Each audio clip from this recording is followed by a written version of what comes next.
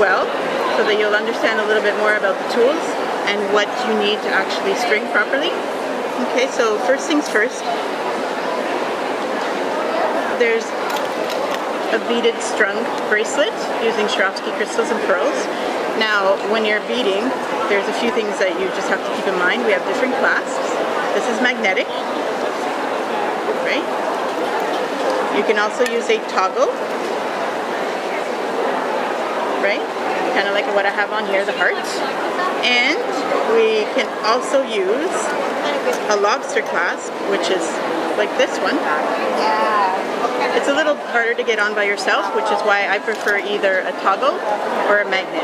Now when you're making it, you just have to make sure if you're doing a magnet, it's got to fit perfectly because there's no give and take with the toggle and the magnet. When you're doing a lobster clasp, you can always add a small extension with a crystal at the end for different sizes. Okay? So I will cut it apart and then I'll show you how I construct it. First things first, what is inside is a beading stringing wire, and I always carry two different kinds with me.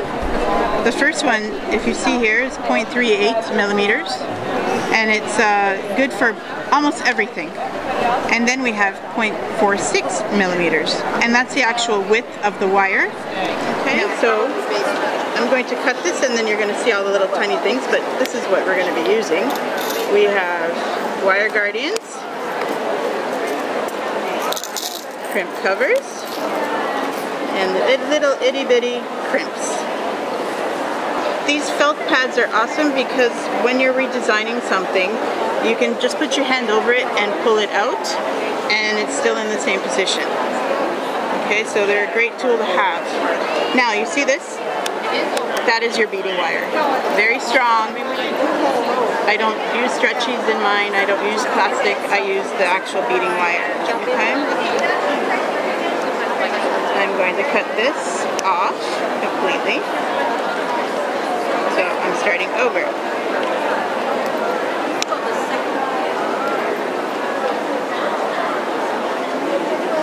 Alright.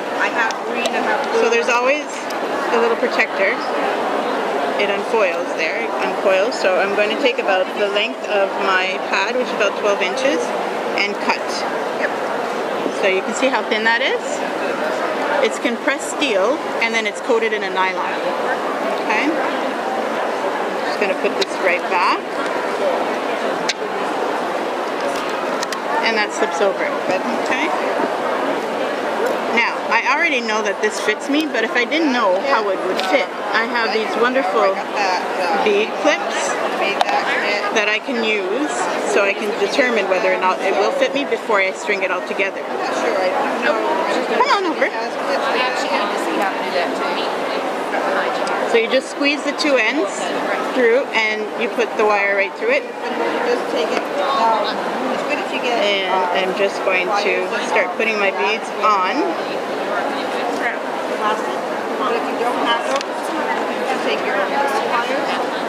And this allows the beads to actually stop instead of continuing down and losing them all. I'm able to turn it now. I'm able to determine whether it fits me.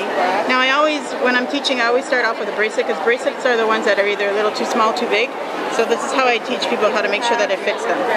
What you have to do is you pull it around and my bead clips overlap. It turns out to be like the width of your finger.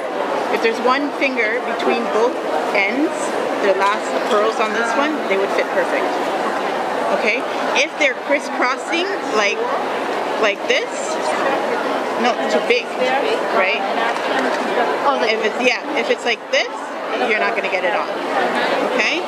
So that will translate to, you'll see how I put it on when it's done. That finger will be right underneath the bracelet, enough room. Alright, so I'm going to start with one side. I've got my design. First things first is this little tiny crimp. So you see those?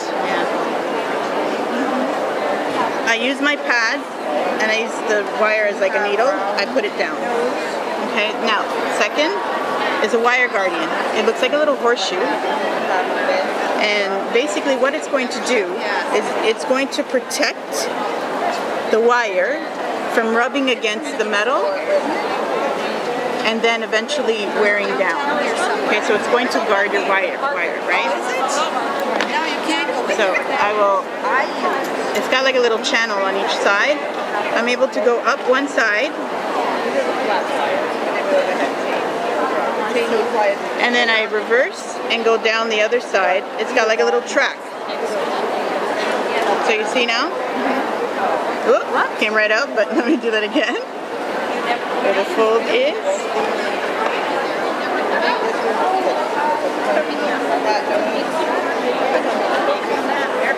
It's called a wire guardian. Wire guardian, yeah. Okay. And then I take my magnet, and I'm going to put it through the short side of the wire and pull it through to the middle of that wire guardian. Okay? Now what I'm going to do, I'm not going to cut off this excess wire. I'm going to tuck them both through my crimp. And I'm going to push my crimp all the way to the wire guardian. And then I'm just going to take my pliers and you squeeze